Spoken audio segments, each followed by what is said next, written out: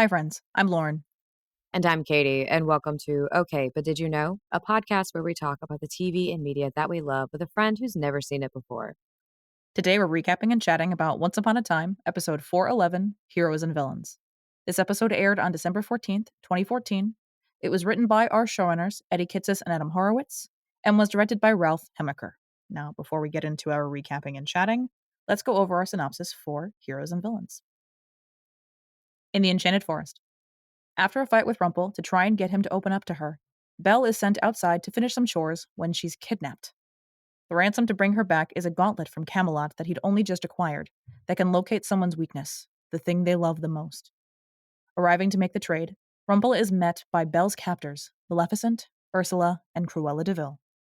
Despite his attempts at negotiation, he gives up the gauntlet for Belle's life. In the end, he's lost nothing. He got back Belle, and he was able to trick the Queens of Darkness and get the gauntlet back from them after all. And in Storybrooke, with Ingrid gone, Elsa is able to take down the ice wall, and Regina is able to return Marian's heart. But the barrier around the town remains. If someone leaves, they can never come back. Rumple prepares for his trip across the town line with Belle and creates a portal to get Elsa, Anna, and Kristoff back home and away from him to complete his plans. Despite the Snow Queen's death, Marian begins to freeze again. The only thing that will save her is going over the town line with Robin and Roland. Robin and Regina share a tearful goodbye at the town line before he leaves. While she'd be looking for a suitcase, Belle finds a familiar gauntlet, and it leads her to the real dagger just in time to stop Rumple from killing Hook and fulfilling his plan.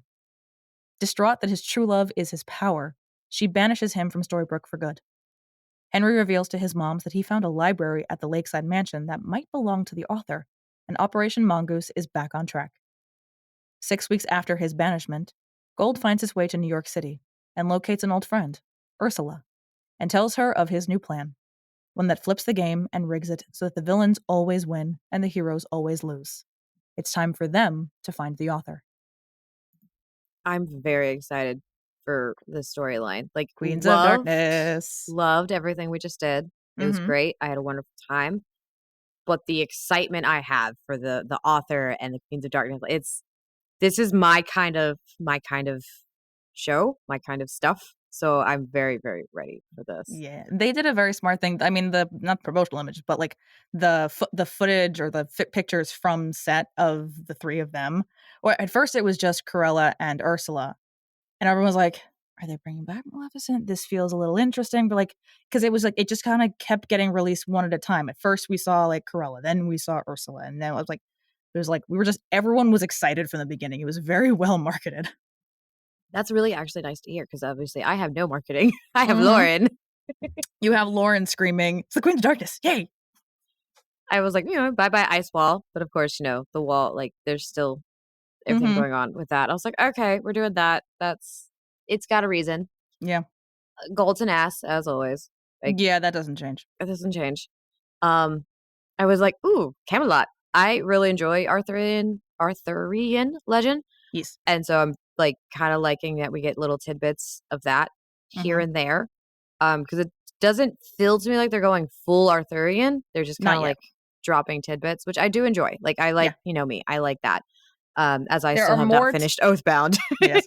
There are more tidbits to how Arthurian stuff is going to be involved in the future stories in this season than you realize right now.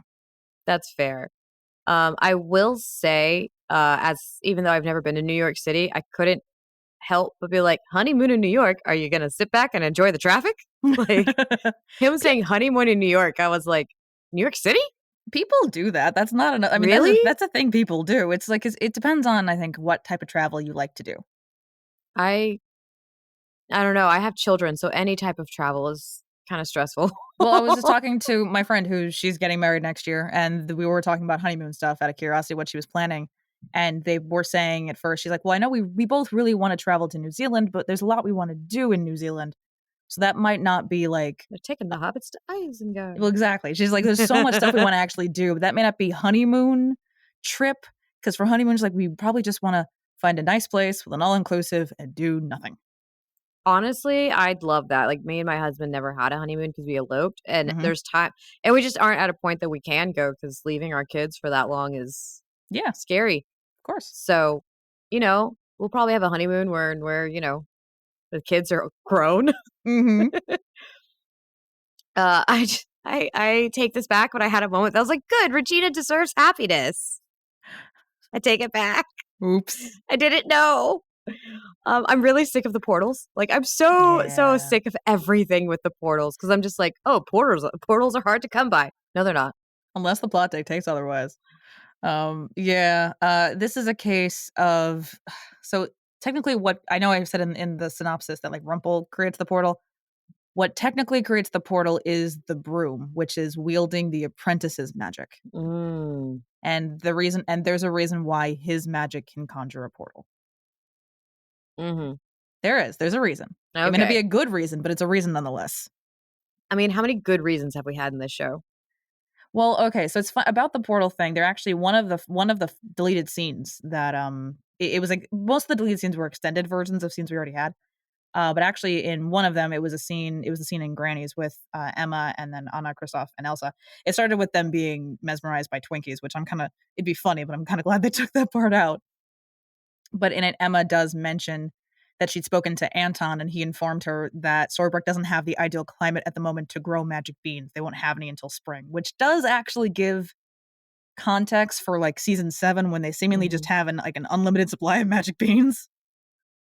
So they are still working on growing them, but that's a bit that I'm glad that got taken out because for at least 4, 5, and 6, we don't need that in the background. See, and I'm stuck on the Twinkie thing. Yeah, Like, Twinkies are not that good. but they're different. That I mean, if you think about like a very modern equivalent of cake, like as far from like a natural cake that they probably have in Arendelle. I think this is just my opinion of how much I hate Twinkies coming out. Like, I don't like Twinkies. They're I so also don't like sweet. Twinkies. They're not. It's just, I they're not good.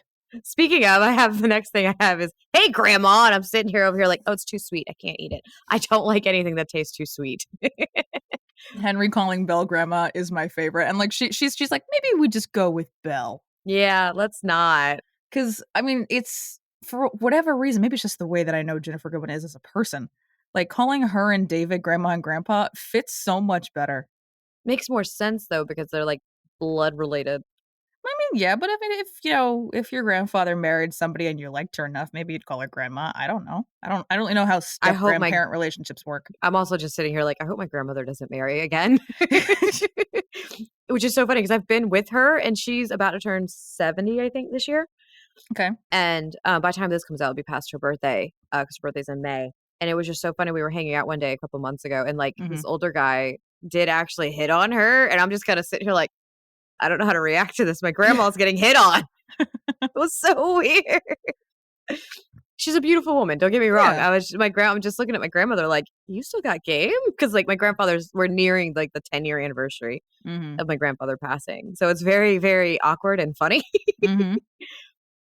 She's very happy with her independence. I don't think she's getting married again ever. That's good to hear. Was that Winnie the Pooh? When? So whenever he knocks everything over, he's holding a bear. And it looks like the original Winnie the Pooh. It probably is. That wasn't in the. It wasn't. In I love how wiki, I caught this. Yeah, that very likely was. Like it was like the old fashioned Winnie the Pooh too, like the old doll and everything. Yeah. It doesn't look like the newer variation of him, and it was very cute. I'm telling you, how did I catch that? I never catch these things. I'm also going to point this out. So we're recording this on a Monday, as we normally do. I watched this last Wednesday. Okay, but it's still something you usually see. Because it's always, did you see this thing in Gold's shop? And it's always no. But okay, but again, those are always things that I was pointed out on the wiki, and then I watch it, and then I catch something the wiki didn't. I mean, I also may not have looked that closely at the wiki for all we know. I don't know. That's this is the time you were at this point you were smarter than you had a keener eye. Let's go with that. I'm just gonna be really proud of myself, but I also watched this like 3 hours ago. That you did. With you staring at me. I got to clock when certain things happen. This one I can't time this one as well, but you told me where you were, and then your reaction was, okay, there's Cruella, and I waited for your reaction to a very specific line, and I got the exact response I wanted. I did get really excited. I was like, fuck yes, a Dalmatian. Yeah, it was great foreshadowing of the captors. You had a Dalmatian, a Raven, and a sand dollar. It was great because like, it was just perfect. Obviously, can't trust Rumple ever. I was like, I'm never going to trust him ever. Like, never, ever, ever. There's no reason to. He's horrible. And I feel very vindicated in this because, like, as always, we love Robert Carlyle, but like And I'll every talk about that when time, we talk about the very end of the episode, because yeah, if he was not as good of an actor, that scene wouldn't be as heartbreaking as it is. I wholeheartedly agree. But like, I know a lot of people are very much like, "What do you mean? What do you not like Rumple?" And I'm like, just watch this. Like, are we watching the same show? He's so horrible. And then I'm like, I did start crying. Like, I'm tearing up while Lauren's staring at me, and I'm like, okay, I hate this. Please stop hurting Regina. Like, I legit was like tearing up over here, and she's like, "You're fine. It'll make sense later." And I'm like, Yeah, I'm like, just I'm relax. crying. When you're crying over the Regina Robin thing. You're crying over the Hook thing, and I'm like, I say, there's very few times where like where I give you the complete context of things, and I don't Never. mind spoiling the stakes of things with certain aspects because it continues to be a thing throughout the entire show. It's don't worry about Regina and Robin, at least not right now, and Killian is a cockroach. You literally can't kill him even when you do. Okay, but like that needs to be a T-shirt. Killian is a cockroach. You latched onto the wrong part of that statement. I know, I did, but it's still funny. I was very excited for Maleficent, and I'm like, I've waited so long Mhm. for these villains because they're amazing. And of course, the line, "Shall I get you a step stool so you can look me in the eyes when you threaten me?" I love her so much. Her voice is like everything about her is perfect. But I knew I was waiting for some kind of the way that I you do kind of like laughed. your explosive laugh. You're like the like that kind of laugh that you do. Yes, I know. Because I have I weird was waiting for laughs. that, and as soon as you have like, yeah, shall I get you a step stool so you can look in my eyes when you threaten me? She's got so many of them. She literally there's another line in the next one where she's like something about like what are you hawking short stuff is roughly the line. Um, She can call me short stuff. It's okay. But I love, as I looked it up on Google out of Vital Curiosity, so Victoria Smurfit, who plays, I'll do their IMDb's next week when they're more prominent in the episode. But as I looked it up, she's the same height as Robert Carlyle. She's just in very sparkly heels. Who doesn't love a good pair of sparkly heels? Well, she's the actor that I think I've said before. She has a hard time acting not in her character's shoes. Mm-hmm. So like when they're in, so at to the opposite of Ingrid and Elizabeth Mitchell, where when she's in the forest, she's like, "Don't put me in heels, I'll trip over everything." Yeah. Like they're like, just make my character barefoot, we're fine. She's tromping through the rain and the roots and the mud in these giant sparkly stilettos, and everyone else has got Uggs because otherwise she's like, otherwise I'm just walking like a dock worker if I don't have my character shoes on. You know, gold getting found out. I loved it. Loved it. Hmm. I'm like, oh shit, Belle. Holy shit. I'm loving this. The line, "Your true love is your power," Yes.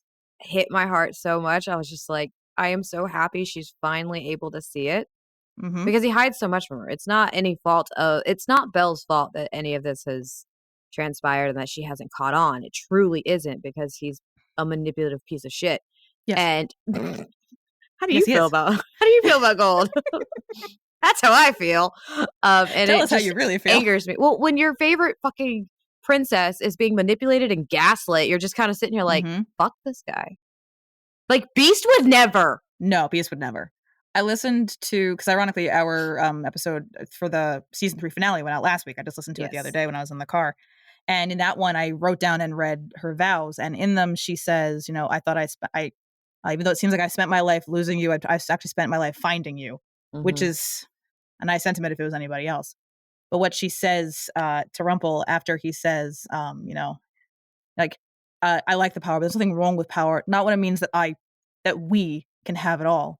I just wanted you. I wanted to be chosen. I tried to be everything for you, Rumple, but I wasn't. I lost my way trying to help you find yourself, but not anymore. It's that flip from the vows that I really love. And I Oh, love that I could make that connection so quickly yes. because it's such smart writing and it's such a beautiful performance. She gets to finally give him what he deserves, which is I have wanted all I wanted was you. That's all I needed. I thought, and it was especially the I used to think there was a man behind the beast, but not anymore. Now there's only a beast I'm okay with this because breakup. it's a good breakup. It's a Unfortunately, it good doesn't last. breakup. This unfortunately does not last forever, God but damn it. unfortunately not. But and we were saying like it's as happy as we are to see Rumple get what he deserves. This is some of Bobby's finest acting because you can feel Honestly. his fear and his sincerity in I don't want to lose you. Thinks of my abusive ex when I broke up with him. This is the first time he's being honest. Mm-hmm. Is I don't want to lose you. And even then, he doesn't get him what he wants, which is another callback to what he says to Regina earlier in the episode, which is being good doesn't mean that good things will happen. Being honest doesn't mean Belle will accept him. Yep. You can be honest without you can be honest and you can be sincere in your apology, but that does not mean the other person has to accept that apology. And it's just, if he was a worse actor, this scene wouldn't be as compelling as it is. He's an amazing actor. He does a phenomenal job. Yep. I really enjoyed the whole scene of her putting the heart back in Gillian. Like that was good. It was good. Could have been a little more gentle, but no, I like that it wasn't. She has no idea what she's doing. She has no idea what she's doing. She's so rough, but like, I like that. So Fair. I'm okay with this. Mm-hmm. And then just the last thing I wrote was a line. I hear cannibalism is frowned upon in the aquatic world. Is it though? It's like kind of normal in the aquatic world. I just love that Ursula is an aquarium employee. It's kind of because I was like, now what is Ursula doing in New York? But like, well, Cruella is also in New York. She's not in New York City. So the two of them are close to each other, and the fact of clearly she knows who he is. He calls her Ursula. He doesn't call her by any other name. I was looking really closely to see if she had like a name tag or anything on, which she might when we see the next episode. Yeah. But this one there wasn't any name tag. So I was like, is there another name, another cursed persona kind of thing? But so Cruella is very nearby. When we see Cruella and her situation, the introduction is Cruella De Vil. No one calls me that here. Well, I'm sorry, dearie, but Cruella Feinberg doesn't have quite the same ring. Feinberg? Cruella has she's got a taste for a certain lifestyle. And also she ends up on Long Island. So to be fair, people with the name Feinberg are very common over there. Okay, but Cruella ending up in Long Island. Yeah, that's one of the times where like they just show her house and the tag is Great Neck, New York. And I'm like, this is kind of perfect. I love this actually because I know enough about Long Island. I know. I know enough. My mother-in-law's from there. Well, one of them. One of them, because I have 4. That's another story for another day. Join the Patreon if you want that information. Yeah, I was going to say, that's a story for a coffee chat. That's a coffee chat story. That is not a podcast story. No, not for the masses. If you want to know why I have 4 mothers-in-laws, go join the Patreon. It's $1 a month. Links in the show notes. But yeah, so all in all, that was a doozy. It's a doozy. Yeah, doozy's a good word for it. Most of my fun facts for this one is there's 4 deleted scenes from this episode, which one I've already mentioned, being the Twinkie scene, which sounds like a different connotation. That I was just about to say. This sounds different than it should. That's not what it was called. It was called something else. But we're gonna call it the Twinkie scene forever. The Twinkie scene. There was one that So of the. Sorry, it broke me. I know. Of the 3 deleted scenes that I have yet to mention, one's an extended version, and then the other 2 are new scenes that it makes sense why they were taken out. I say this all the time about deleted scenes. Like, I rarely ever have seen a deleted scene where I go, that should have been left in. Like, I remember maybe once or twice you've told me that something, and then when, of course, you told me the scene, Squirrel Brain, I'm not going to tell you which one it was. I don't fucking remember. I think it's been like once or twice, I think, in the duration of us doing this that you've said that. Yeah, I think the only time I think I've ever said that, because I don't bring in the deleted scenes very often. No, commentary more than anything. Yeah, but the deleted scenes, I think the only other time that I've said that it should have been left in or it should have been swapped with one, was the vignettes in Going Home. Regina's, that was the case of I thought Regina should have been swapped with Rumple's. I think I would have enjoyed that more. I think so too. But in this case, we have the one extended scene, which is the extended version of the scene where Belle asks Rumple about the gauntlet and why he wants all these things. And he sends her outside to do the laundry. The extended part of it is he's annoyed with her that he has to do things himself. Like she doesn't get the tea cake, so he does that. And then rather than sending her outside at first, he conjures the basket of clothes. And she says they're already clean, and he says, well, scrub them again, dearie. You're getting too big for your britches. You should remember your place. Cleaning mine. And then sends her outside. So Beast would never. But it's like it didn't need to be any longer than it was. The point of it was she asks him a question. He gets pissed off. He sends her outside. She gets kidnapped. It's it makes it feel a little bit like his love isn't love, it's ownership. And I don't like that. Well, I say this all the time. What he loves about her is what she does for him. Man, I really don't like Rumpelstiltskin. Yeah, I know. Neither do I. So the next deleted scene that it was again a sweet moment that I again see why it's not necessary given the scene with Regina, Henry, and Emma at the end. It's Regina eating at Granny's when Henry comes in and tells her about them being stuck in Storybrooke. She says that she already heard thanks to the dwarves, which is funny because the dwarves being the town criers is a common theme in the on the show. And this is Henry trying to convince her to not give up on Operation Mongoose, which we don't really need his reminder that she shouldn't do that because it works as it does with. She kind of has a moment of like maybe I can have this, and it gets ripped away, and then again with the library. So it's not a needed scene.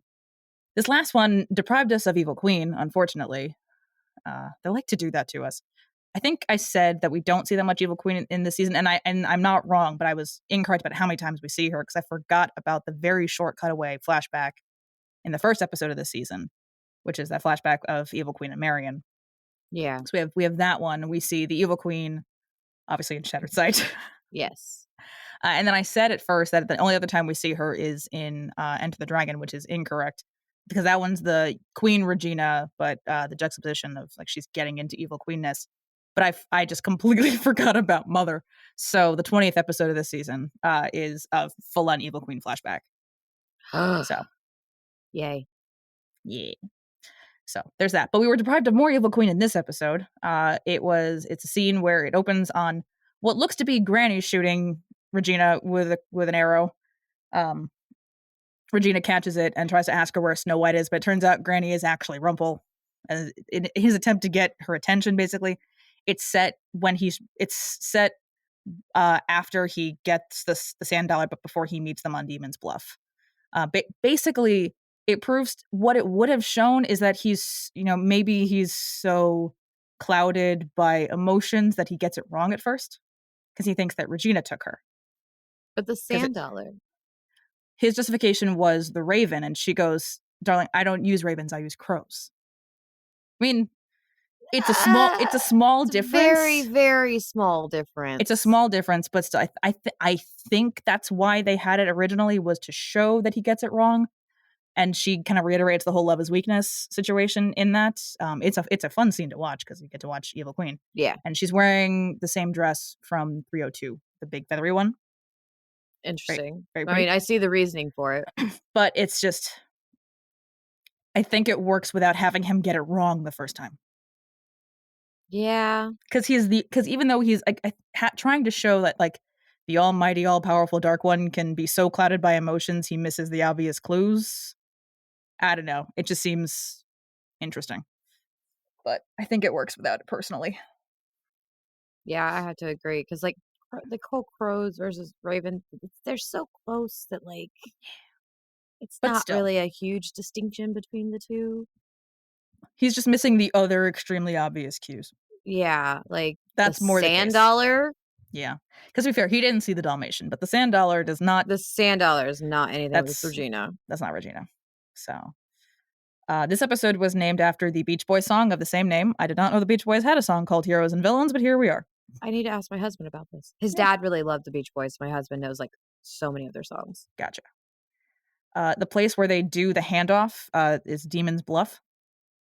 That is also a real place in Anglesea, Australia, I'm guessing is how this is pronounced. Australia? Anglesea, Australia lies in the state of Victoria in Australia, which is where Emily de Ravin was born. Oh, okay. That's pretty cool. That's cute. I like those connections. All the way to Australia? Yeah. Wow. Well, he didn't go all the way to Australia, but it's the same cliff set that they just redress differently every time they need it. Yeah. So I think I might have said this within the last couple of weeks, that the shop where the ice cream shop wasn't always the ice cream shop. Mm-hmm. And we're going to see what it's going to be. We're going to see the next thing that's going to be in there in season 6. But actually, there's an establishing shot of Main Street where the ice cream shop any given Sunday is actually shown to be the Storybrooke pet shelter from the first season. So they very clearly just used stock footage from season 1. Oh, goodness. Which, like, it's a case of, like, if I hadn't read that, I wouldn't have seen it. It's one of those continuity things that, like, sometimes it's just worth it to just put in something that's so minuscule that the average person wouldn't notice. And then you have people like me finding Winnie the Pooh. Yeah, exactly. And lastly, our Queens of Darkness for my fun. Actually, no, I had 2. Sorry. Before I got there. International titles, once again, French and German are different than everything else. You know, the French and German, like, they know what they're doing. They do. French, The Point of No Return. Well, Rumple has to leave and Yeah. can't technically return. Yeah, like we have two people that leave and literally can't return. Yeah. Um, which, yeah. And German is the Queens of Darkness. Okay, but like Germans are so literal. Keep in mind, They Germans are lit literal. they literally are. But but our Queens of Darkness, speaking of, Victoria Smurfit, who plays Cruella De Vil, Marian Dungy is our Ursula, and Kristen Bauer is back as Maleficent. I've already done Kristen's IMDb kind of deep dive Yeah. back when we did 102 when she was first introduced. But for her, this timing worked out really well because season 7 of True Blood had wrapped earlier in 2014, and she had felt that she had said in a bunch of interviews that when that ended, because she was on that show for 7 years. Which is a long time. It's a long time to be on the same set with the same people and feel like you kind of have a home to go to and all of that. And she was really looking for that kind of feeling again in her next project. So what she did was when she was done, she asked her manager, who was college roommates with Eddie, was basically tell him I'm available if they ever want to do anything with Maleficent. And I don't know if that sparked the idea for this or if they were already kind of hoping they could do it. I don't know Yeah. because everybody talks. But it worked out really nicely that True Blood wrapped in 2014. And towards the end of 2014, she was able to go back to Once Upon a Time as Maleficent. I think that's just really, really sweet. So she can still have that feeling, but also Yeah, enjoy. Because like you don't want to take jobs you're not going to enjoy unless you absolutely have to. exactly. So, I mean, yes, it's in an unfamiliar place. It's up in Canada, but she'd been to that set before. She'd worked with the crew. She'd worked with the writers. She'd worked with Lana. And she apparently, as it turned out, she went to acting school with Marian. Oh, So cool. she knew her from that also. And then just everybody, that Victoria included, just everybody got on really well. So it worked out nicely. I have so many behind the scenes things from this season, from this arc specifically. I have a video I can't wait to use when we get to 14 because it's one of It's a those few rare. more. It's like a month away. But it's one of those rare instances where there's a blooper, but in the blooper you can tell someone's taking a video of what's happening. That video exists. It's a Ooh, good I video. like when that happens. Yeah, it's fantastic, and we got that video well before the blooper reel anyway, so it makes it even better. So that's Kristen. We already knew what happened with her. So I'm gonna go Yeah. just kind of over how Vic and Marian got the parts. The most part, in the case of Marian, it was an offer. She didn't audition for Ursula at all. Oh, They had seen her work on Alias and just kind of I knew how never she watched worked. Alias. I never did either. I haven't. So, but that's what she was told. So they knew her work from that. They offered it to her, and apparently I should have rewatched this video, but I'm pretty sure I'm getting it right.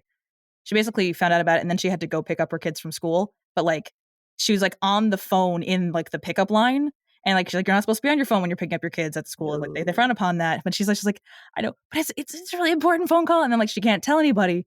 And so the teacher is like getting her daughter into the car, and she's like trying to hold it in, and she's like, "Are you okay?" She's like, "I have such great news, but I can't tell anybody." And it's like she wants to like yell, like, "I'm gonna be playing Ursula," but she can't. And at first she was like, when they had said that like they really envisioned her for this role, she's like, "So you think that I'm big and purple?" Like she just envisioning the animated character, and she couldn't really figure out what they're doing. But obviously she got to not be big and purple. She's more wearing kind of slinky green and with the Yeah. gigantic blonde wig. See, But now I can just imagine that canonically, she's just also the Ursula in the Descendants storyline too, because you yeah, never actually see Ursula no, in Descendants 2. So I'm just kind of sitting here like, I'm gonna let that be Ursula for me in my I brain. I love that you brought up Descendants Why is that? because Victoria Smurfit apparently originally did audition for the Cruella in Descendants. Really? She was not the right part. She was not the right fit for that one. No, not for However, that one. no, but how she got on Once Upon a Time was ironically not that audition, but she did audition for Once Upon a Time once before. She had auditioned for Belle's mother. I think she got the better deal. I think she did too. Well, because like the woman they got for Belle's mother was perfect. Yeah, no, So no, she's perfect for this role. yeah. But to hear her tell the story, she's like, "No, I auditioned for someone who was benevolent and kind, and they said, no, you should be evil and have no magical powers except for really dodgy breath." Like you'll see her magic powers how they bring in the cigarette smoke into her magic. It's gonna be Oh, I really didn't even cool. think about that. We're going to see Cruella's car. It's going to be really cool. This is making me want to like throw on the original cartoon first, of course. But I think it's time to show my kids the Glenn Close Glenn, version. yeah, the Glenn Glenn Close. version. Yeah. Glenn Close, thank you. Oh my God, I should be ashamed. You got there eventually. It's Glenn Close. It's Glenn Close. But yeah, well, because that was even one talking about like the preparation for these roles. Like Kristen said, because this was right after the first Maleficent movie came out, and Kristen had said she intentionally didn't really watch it. But her costume is very clearly inspired by that movie. The change in her costume is very clearly inspired, especially with the headdress. And that's one of the live actions I haven't seen the second one. I never watched it. I liked the first one so much. I didn't want to ruin it by watching a sequel because we all know how often that happens. It's not ruined. It's just different. Just different. Because I really enjoyed the first one. I thought they did a really great job with it. Because I really loved in the first one that they had to use her daughter because it was the only baby that wouldn't cry. I know. They're like, we need a baby that doesn't cry when you hiss at them, and it's her own child. Which makes perfect sense. But it was similar. Like Vic said that she really didn't go back and watch any of the original ones because she didn't want any of them to, change her performance and kind of because she's like, you can't. If you have the Glenn Close performance in the back of your mind, like you just can't make it your own at that point. So she did her best to really just kind of separate herself from that. Although there were times where she, throughout the season, where she kind of like really digs into the animated like cartoon heightened, and they're like, okay, we're going for realism. Let's dial it down a little bit. Somewhere in between the animated and Glenn. Yeah, which is basically where she lands, and she does a fantastic job. But was actually funny. I was listening to a podcast that she did, like, I probably listened to the podcast a couple of years ago, but it was recent-ish. And apparently when the Emma Stone version came out, her kids all went like, you're the perfect Cruella to us. You're our Cruella. So in solidarity with you, we're not going to watch the new one. And she's like, you can watch it. It's okay. I think that's very sweet of her kids because she has three kids. It's very sweet of her kids. See, we don't agree on that on the Cruella movie. So yeah, well, because that's the case. I was like, I think it's a fine movie. I enjoy the movie. It's just not a Cruella origin story. They made a decent movie and slapped Cruella De Vil on for brand recognition. Why do you not think it's an origin story for Cruella? Because you could take her out of it. You could take out just basically you could rename anything. You could rename her. You could rename the manor, and the story would functionally work exactly the same. I don't think I get the point. The point is, it's not. To me, I'm just saying it's not a Cruella origin story because she's not central. Her personality is not central to this. Gotcha. The character itself. You could make her any other. Like, literally, just make this not an IP movie. Give her a different name, rename the manor and everything, so it's not that same thing. The movie would be the same. It's a decently written movie that they slapped on the IP for brand recognition. That's how I feel about it. Okay. I still like it. Yeah, no, I like the movie. I just don't think it's a good. It feels very Cruella to me, but that's not the point of the podcast right now. No, exactly. Maybe we will do an entire podcast special about the Disney live action remake. Honestly, we should probably just do we just watch the Disney because I haven't seen them all. Because I feel weird watching Lion King. It's they call it a live remake, and I'm like, but it's all CGI. It's a movie. It's a movie. And I'm, of course, we've already talked about this before too. I'm of the minority when it comes to Emma as Belle, and I loved that movie. I think it was great. I don't think she needed a super strong singing voice to be Belle or anything like that. Absolutely. So, yeah, I have differing opinions than a lot of people when it comes to Disney live actions. I know you do. We still haven't gone through my notes. Oh my God, let's go through your notes. I have some funny things I haven't said yet. Occasionally, I hold some things back. You don't say. I know, right? We need to find a portal or magic bean or something. It's difficult to transport realms until it's not. We were saying before, because sometimes it's difficult and it's not. His trip to Camelot would make a lot more sense if they didn't fuck up their own timeline, but we will revisit that in season 5. Oh, you and your timeline. But here's the thing: is we will see the trip where he gets this gauntlet. We will see that. Oh my goodness! Why is it so much jumping around? Well, that's the episode that fans were like, this doesn't make any sense because that's the time where they put a time code of 5 years ago.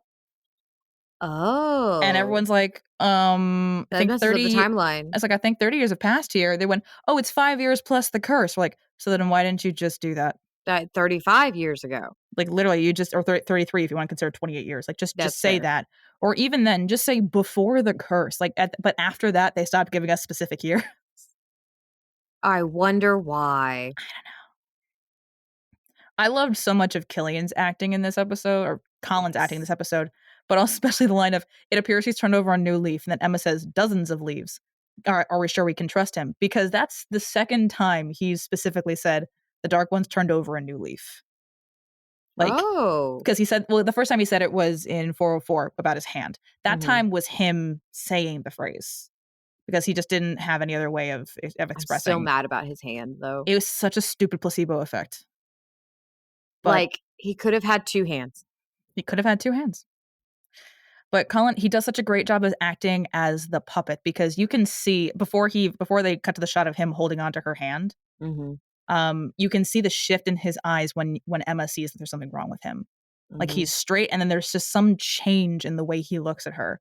There's hope that she's going to figure it out, and it's beautiful.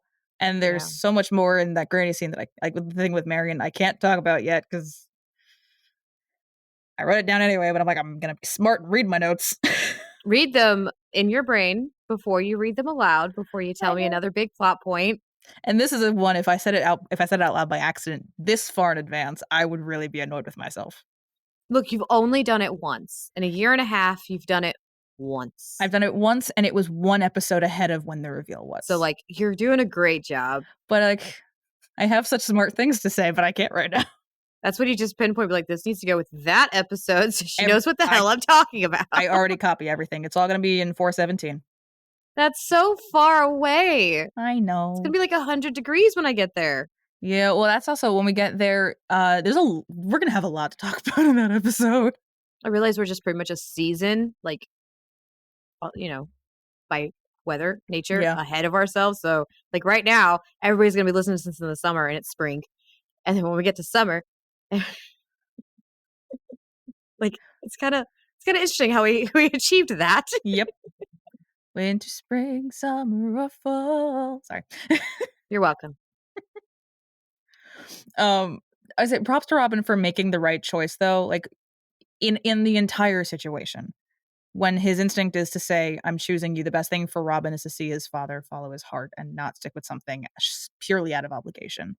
Yeah. Like that's the right. And then, of course, when Marian starts to refreeze, also right choice. He has to go with her because she doesn't know how she's not gonna be able to survive. And I mean, to be fair, like he also doesn't really know, but he's got a slightly better idea than she does. Yeah.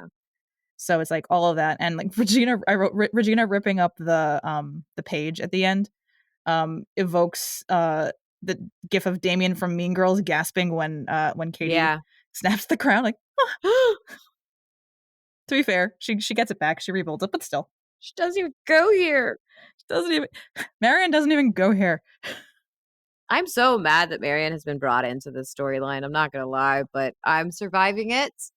Regina will be happy one day. She may strangle the author, but I think I'm okay with that too. She gets very close to it, I'll be quite honest.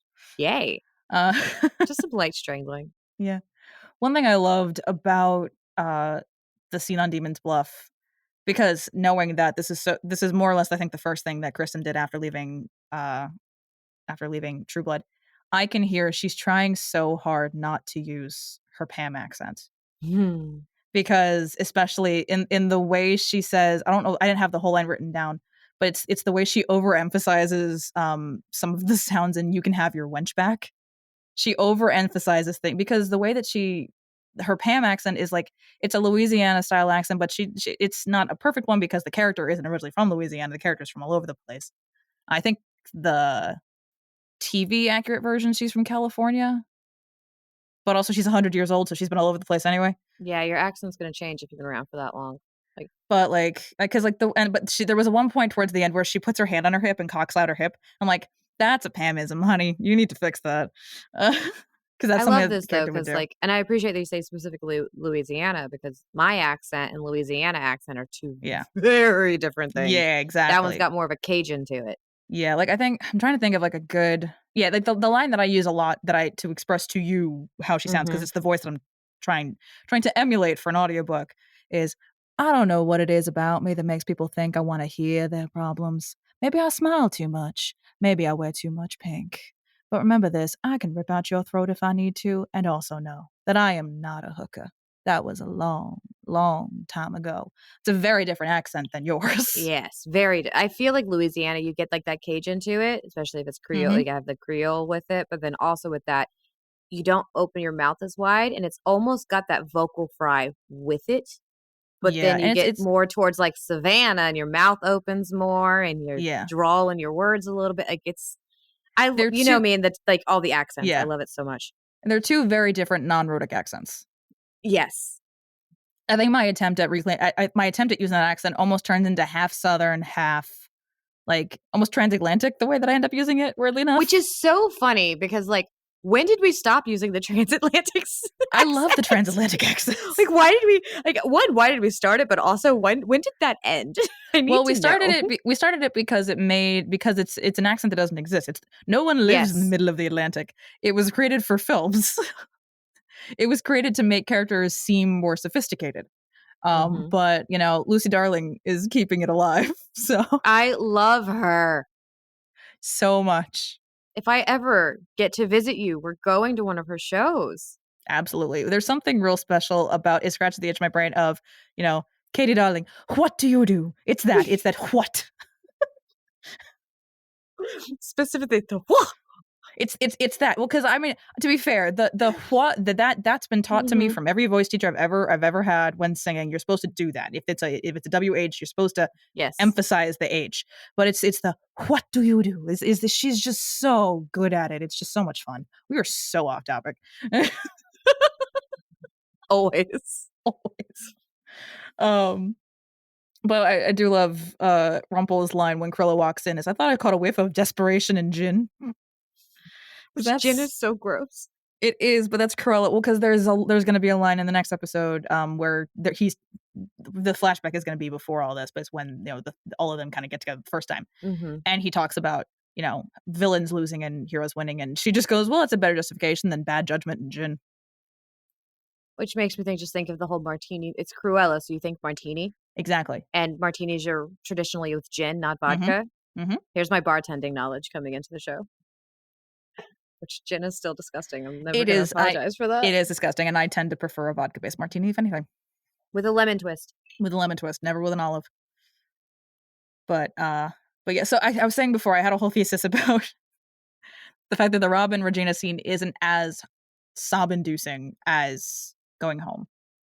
We talked It's about not, but this. I still cried. It's still very upsetting, but it's also a case of this it doesn't feel like an ending because it's not written as one. It's written as a pause. Because the writers knew where they were going. Versus going home is sob inducing. It makes me cry every time I watch it, mainly because it was written as an ending if it needed to be. I'm still mad about that. So, Like like, it breaking my evokes the right heart emotions. only this far into the show, and it's like, oh no, we get to keep going. But knowing I get to keep going, but still, I'm sitting there bawling my eyes out. Exactly.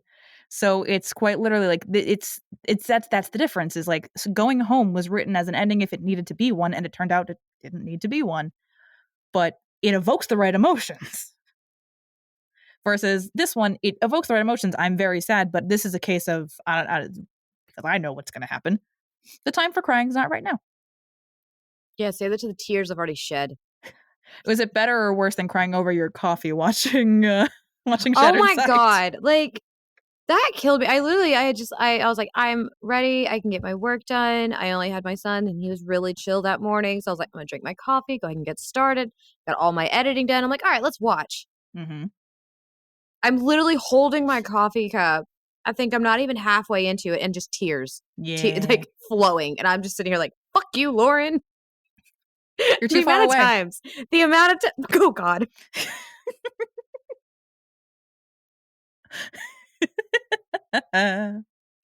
No, my brain really went. I'm like, she won't even drive to the Bronx. There's no way she's coming here. No, I'll drive to the Bronx. I won't drive to Queens. Oh, my bad. Wrong one. wrong, Whatever. wrong borough. I don't know my boroughs. I'm from Georgia. Fair. Sorry, what were you saying? I have no idea. No, I will. Oh, I had a thought and it just went. Am I contagious? Maybe. Oh no. Oh, I'm staring at my notes. There's something in there somewhere. Yeah. Well, 'cause it's worth noting that we're about 45 minutes in the episode. The episode's almost over. We've barely talked about the Frozen characters. Oh, well, I mean, they left, but Well, I yeah, love because like that they still got the information from Anna before she left. yes, they needed the information from Anna, so they knew to go see what Rumple's after. Because it just proves that, like I said, this is while this is the final episode of this arc, it does more to set up the next one than truly complete this one. It ties up Mhm. the very last loose end. But even the fact of like they set up a thing about Hans doing a whole takeover, that plot is so irrelevant to everything else going on. We don't even see it. Yeah. It's just We and it's just not even, assume they're gonna be able to take it back. I love the and whole they thing of do, she's like, "My bruises on my hand." Like, "Oh, but Hans's face." I'm like, "Okay, but show me that, please." right? Like it's just it's so irrelevant. And like it's I if we had more episodes, we had more time, maybe that's a thing that could have been a bigger storyline.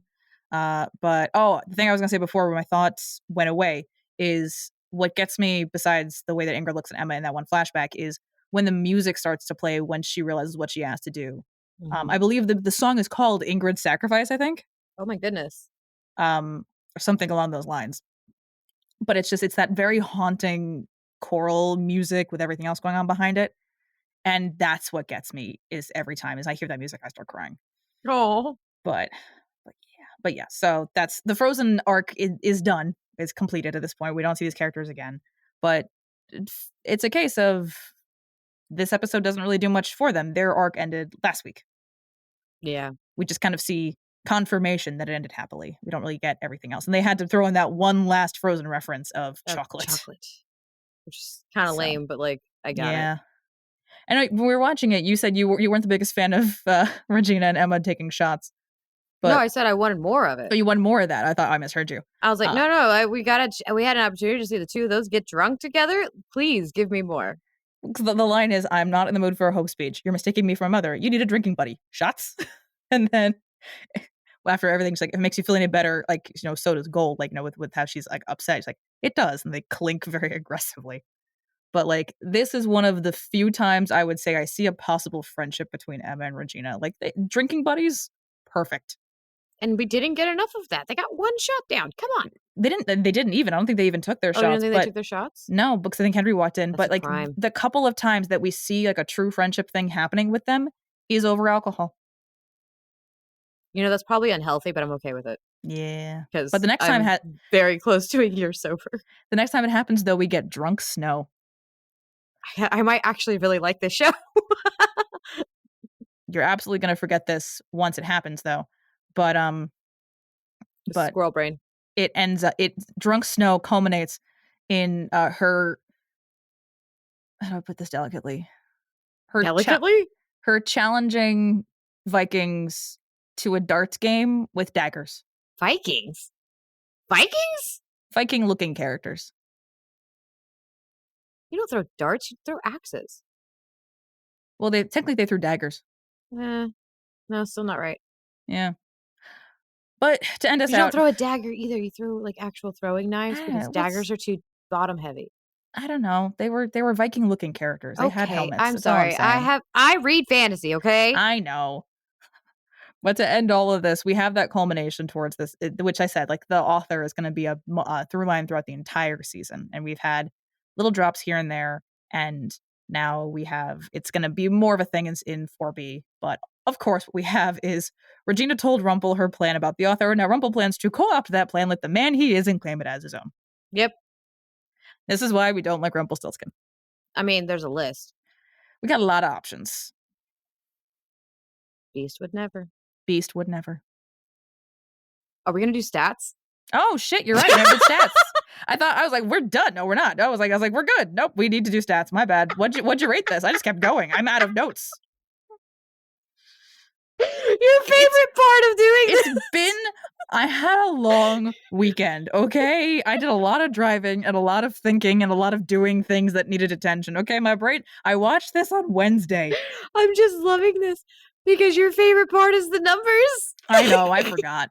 Just what'd you rate this, baby? So I gave character and personal 10 Okay. because those two parts were great. I gave plot a 9. Okay. Because I'm very upset for Regina. I know you told me as I'm watching don't put too much on it, but I am angry that we I continue know. to hurt her to move the story along. So it's a No, 29. I'm with you. That's a very reasonable score. I'm a little more critical. That's a personal thing. Yeah. I gave it an 8 for plot because again, the frozen characters that have been so important throughout this entire arc, they get resolved very quickly without a whole lot of fanfare, and a big part of their arc is just not shown. So it gets an 8 for plot. It got a 7 for character. Yes, Rumpel gets what he deserves, and I love that. But he had to go really, really far to get it. Yeah. It should not have been So, that far. yeah.